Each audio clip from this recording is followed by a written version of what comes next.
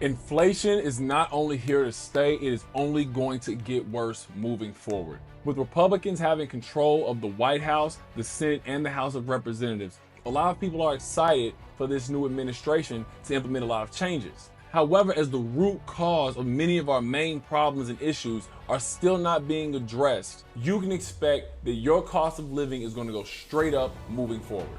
This is Jamie Dimon, a man that's known as the most powerful banker in the world. Here are some of his thoughts on the U.S. economy, where we are, where we're headed, and some of the potential problems that you as an average American can expect to see. Look at it as commodity, which is a wonderful way to look at it, that there is sort of a catalyst in the election with respect to realizing what the deficit could be. Yeah, people are making charts of what everyone said and what it might mean for the deficit.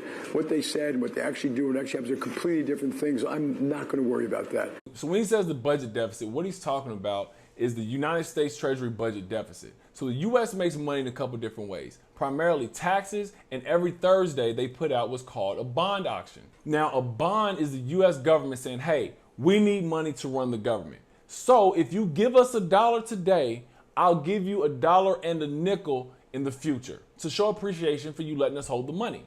Currently, the balance between how much money America makes and how much money America spends is all the way out of whack. So that $1 trillion difference is what he's referring to when he mentions the budget deficit. I think what you should worry about is the deficit today is 7% of GDP.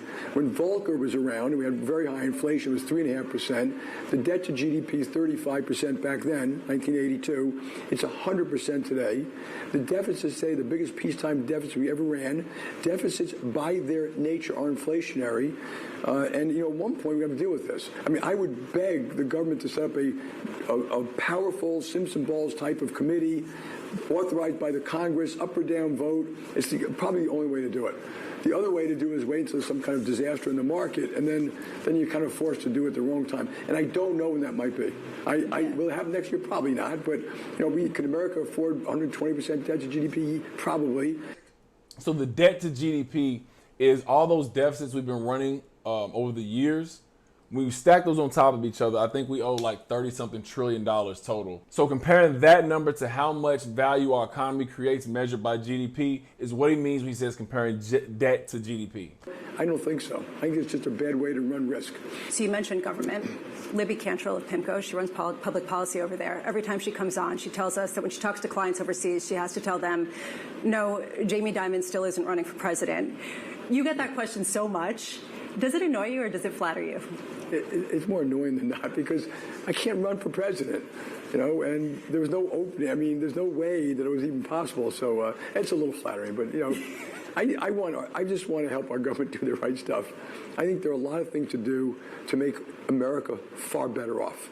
And particularly, because I've mentioned this many times, a lot of things we've done which I think are bad, whether you're Democrat or Republican, we support, they're often done in the name of good, have hurt the lower 20%.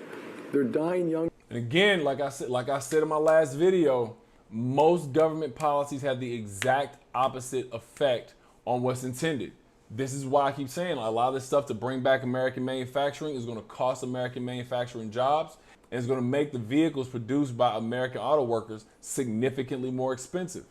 And it's going to hurt, like he just said, the bottom 20% of American earners. Didn't go up for 20 years. As many times, a lot of things we've done which I think are bad, whether you're Democrat or Republican, we support, they're often done in the name of good, have hurt the lower 20%. They're dying younger. Their income didn't go up for 20 years. They're the ones who have more crime-ridden neighborhoods. Their schools don't work. We should acknowledge that as citizens and do something about it. Like I said, a lot of policies put in place have the exact unintended consequence, and that's where they hurt. Like, for example, growing the economy well, the people who help the most at the lower end. And I think we have to be very clear-headed about how we can accomplish what we want to accomplish to lift up all of America. Again, like he's 100% right.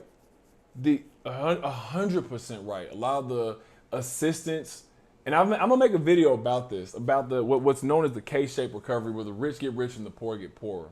And most of that is because of the incentives that are put in these communities by the government. If you're low income, the incentive is to have children out of wedlock, to not work as much. You can qualify for certain government assistance like Section 8, or I think food stamps are called SNAP now, WIC, something, I forget, I don't know. But the incentive is to be less productive and to be more irresponsible. Whereas if you make money, there's tax incentive. You get tax benefits when you get married. There are ways you can avoid taxes when you take on good debt and you invest in things and you buy vehicles and you grow your assets and you make smart investments. There's tax benefits to invest in your money when you're wealthy. So a lot of these government policies, the big problem is so many of these government policies have unintended consequences, but they've been around for so long that the cultures have shifted. So now if you remove things like the help for single mothers, like the assistance for food, like the assistance for housing for low-income people, so many people are going to be left behind because they were raised up not knowing anything else, even if long-term these people and these cultures would benefit. So does change need to happen? Yes. Does change need to happen rapidly?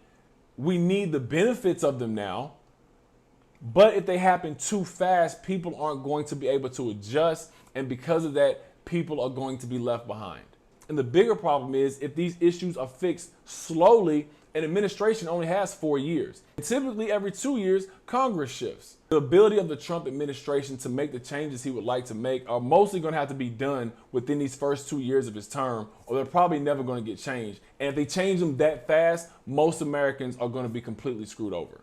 If you like this video, the best thing you can do is watch another one. And don't forget to hit that subscribe button. Easy money.